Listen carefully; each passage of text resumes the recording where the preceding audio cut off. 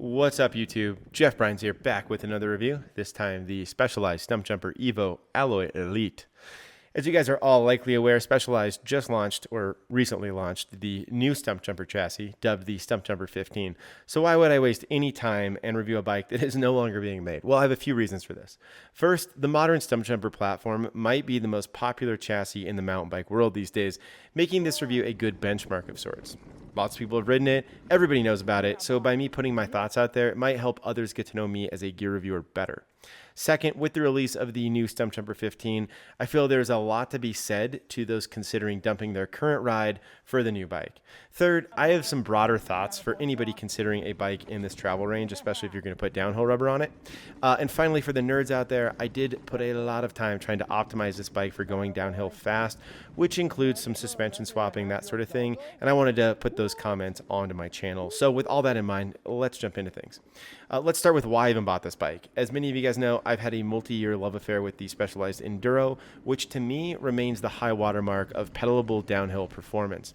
I'm still not sure I could find a better purebred enduro race bike at any cost, even though that bike's 3, 4, 5 years old at this point. However, my enduro had gotten a little long in the tooth. It was my second one, by the way, and my riding didn't always include the kind of descent that you really need to get the most out of the enduro. And most importantly, Specialized was just blowing out stump jumpers at crazy prices. To add, I kept seeing athletes like Charlie Murray go to the Stumpjumper Evo over the enduro at the EWS level, which really intrigued me.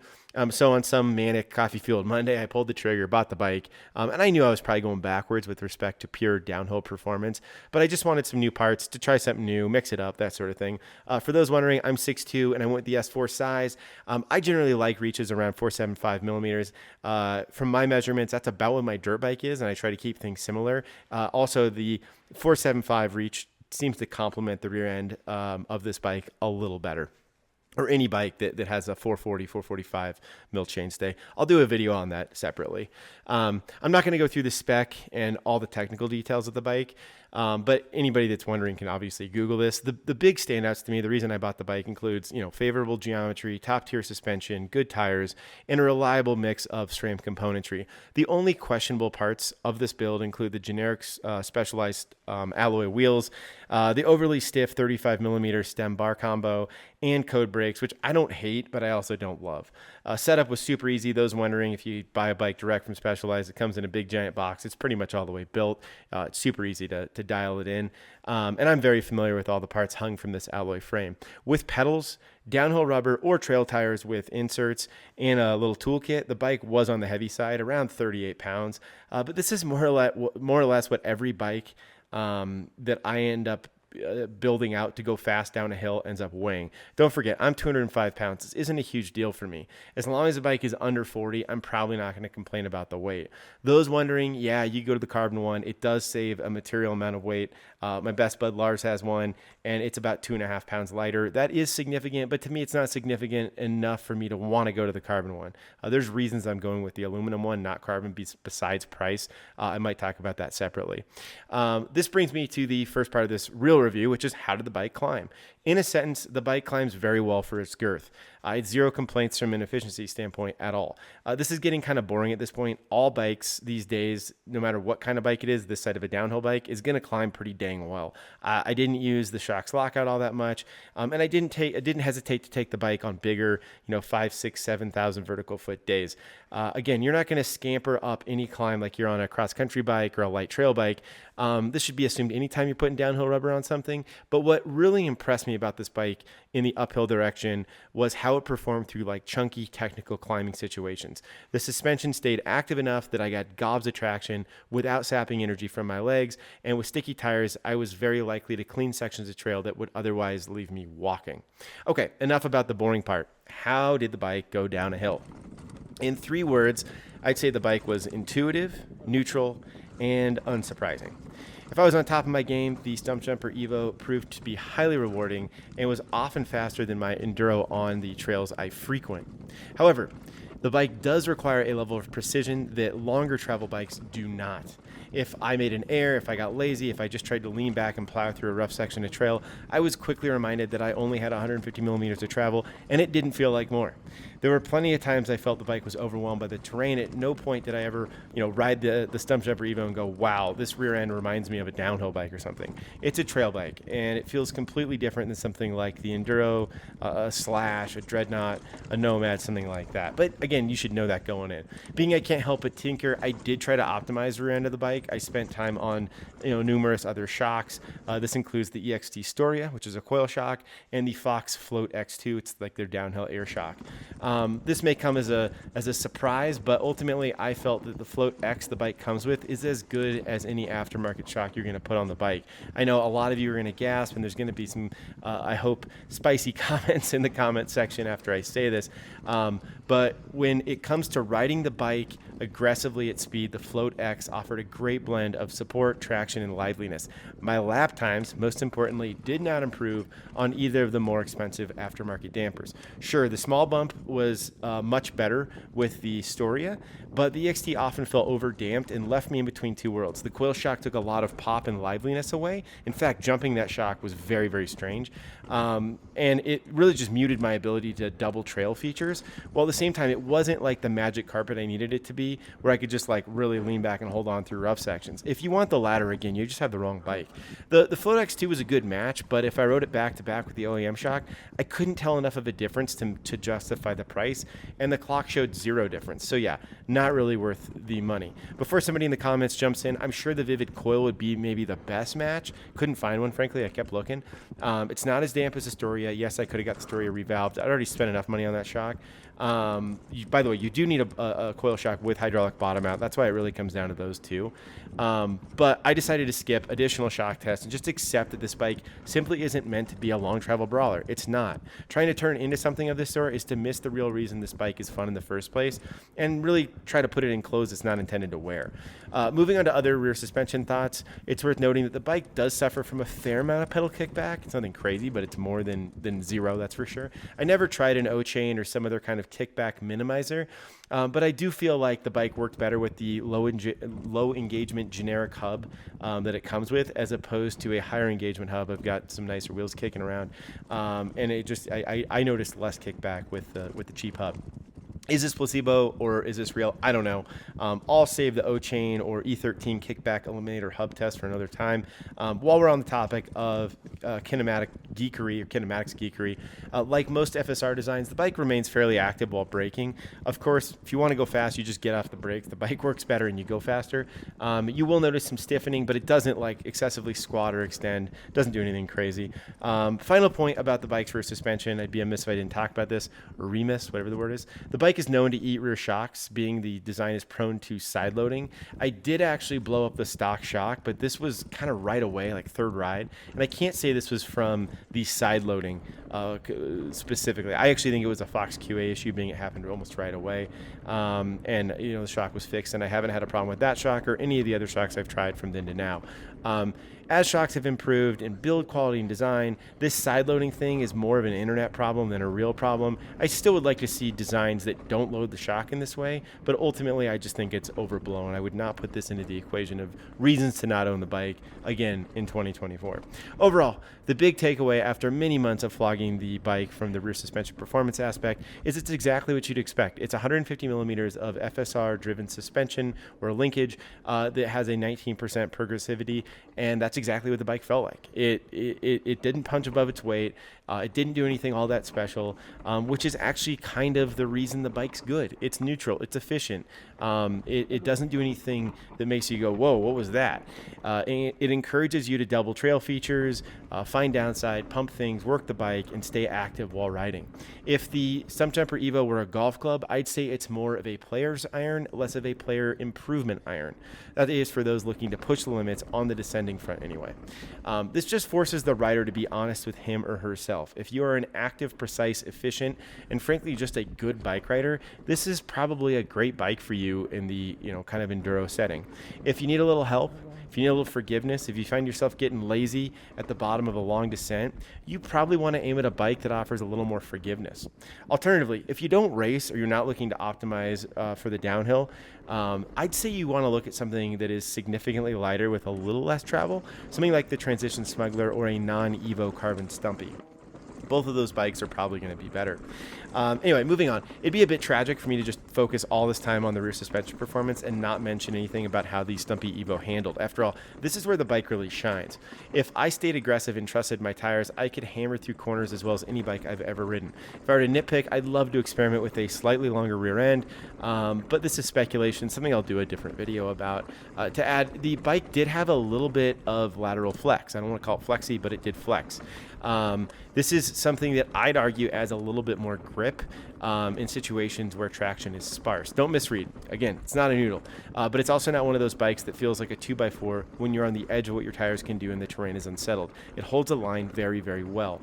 On the geometry front, another cool part of the bike is how adjustable it is. The rider can change a number of variables through headset configuration and the rear end. The irony to this statement is I didn't even use it. The bike felt great right out of the box, and I just didn't want to really mess with a good thing. The only change I made was trying to bump the fork to 170. I would skip this. It wasn't worth the money or effort. And I went to a higher rise NV31.8 bar, which I did appreciate. On that note, can we just stop at the 35 millimeter bar standard already? Literally, I know 0 people who like it. 31.8 offers more than enough compliance with 0 downsides. And if my moto doesn't need a 35 millimeter bar to hold up, pretty sure my mountain bike doesn't either. Okay, so after 11 months, 6 of which being winter where the bike was parked, I was also in Austin, didn't really ride there either. How do I feel about durability? I'm going to be honest, I don't feel good about durability. This isn't a knock to Specialized or even the frame, but rather the industry as a whole. My biggest complaint at the moment is the Fox 36 and the drivetrain. I'll start with the 36. It felt awesome out of the box. I was a huge fan. But pretty quickly it degraded into something that no rebuild or refresh can fix. Plus, the crown steer is creaking so bad that I'm embarrassed to even ride it with friends. It's just creaky. It's a creaky mess. It's actually back at Fox right now getting fixed, which resulted in me putting a Yari on the bike, and now I have tendonitis in my left wrist. Fun stuff. I'm not sure it's from that. I'm just riding a lot.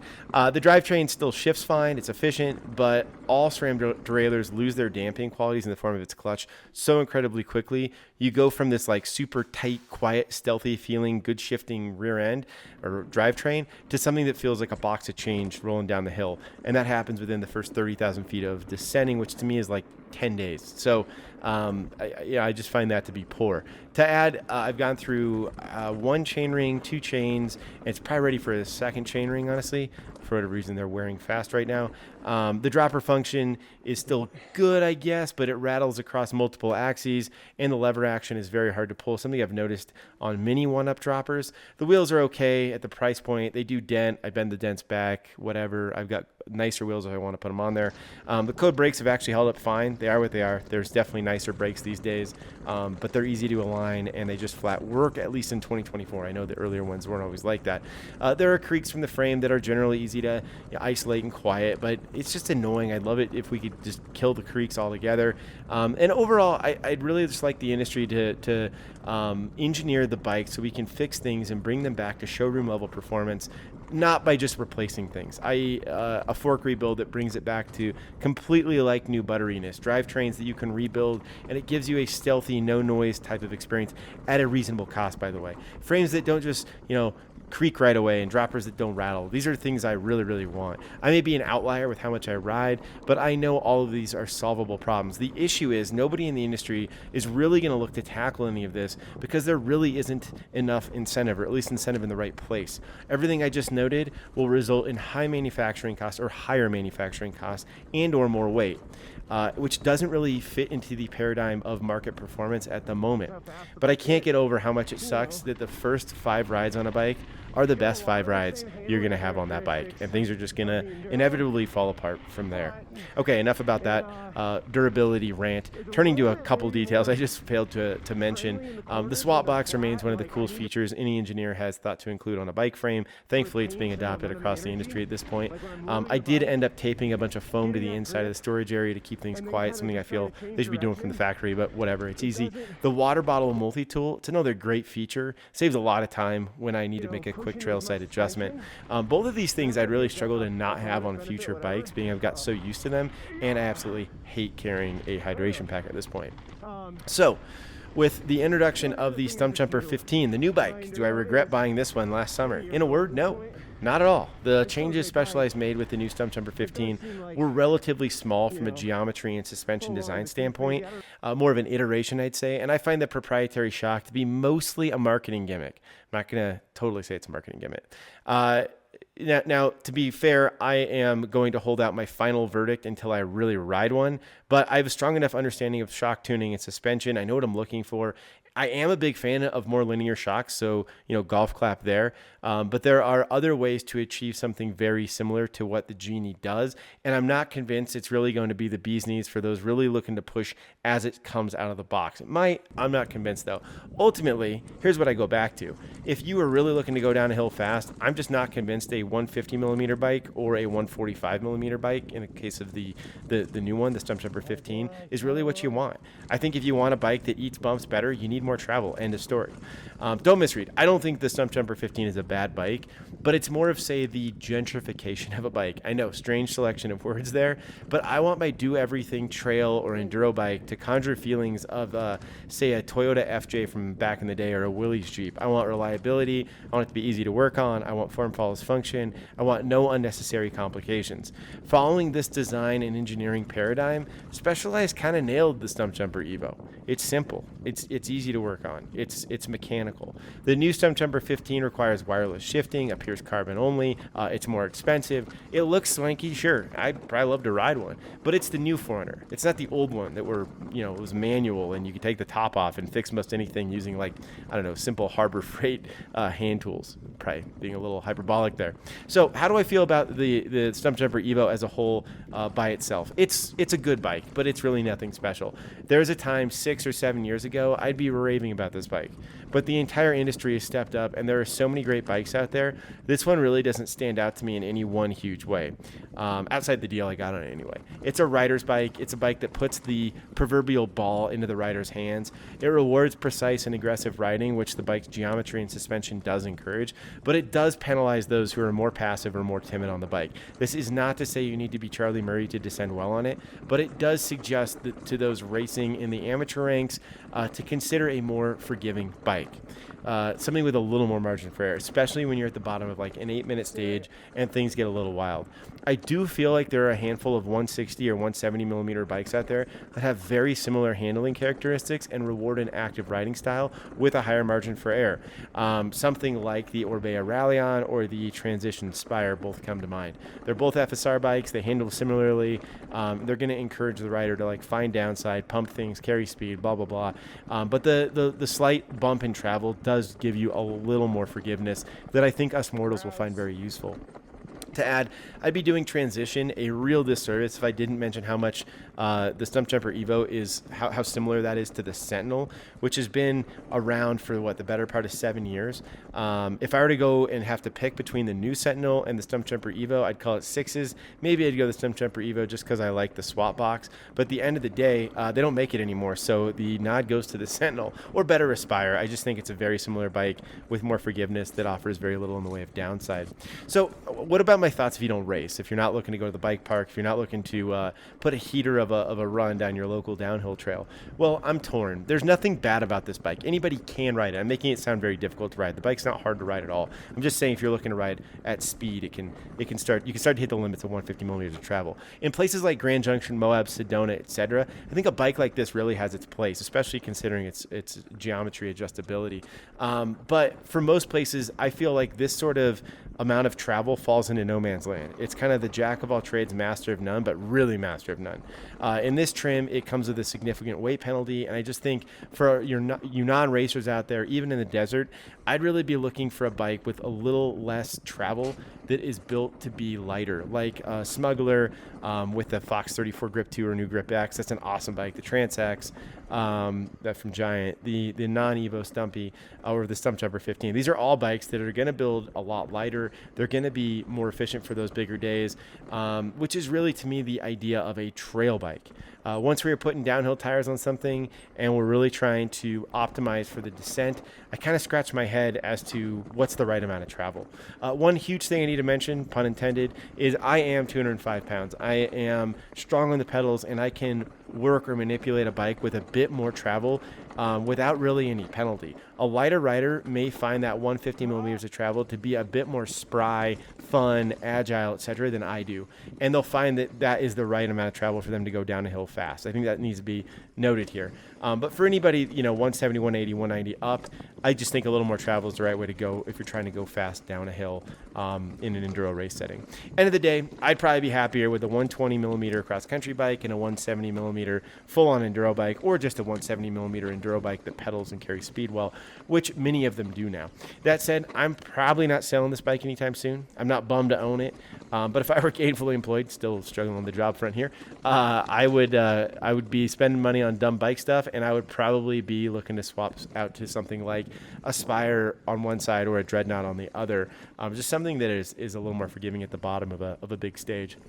Simply, I feel like I'm leaving something on the table for my riding style, weight, preference, and terrain. Your mileage may vary, as they say. As always, thank you guys so much for taking the time to check out my video. I hope you guys enjoy it, and I hope to put out a few more before the snow flies. Cheers, Internet.